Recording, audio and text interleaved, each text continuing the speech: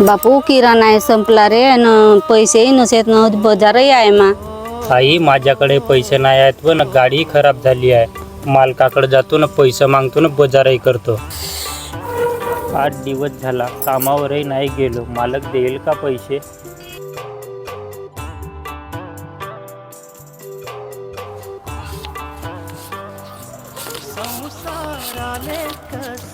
आलास का तू? मालक वावरातलं काम होतं म्हणून नाही आलो जी. ना गाडी खराब झाली ना घरी किराणा नेवायचा आहे ना पक्की अडचण आहे. तर थोडंसं पैसे दिले असता तर बरा झाला असता. अबे तर का पैसे झाडाला लागले आहेत का?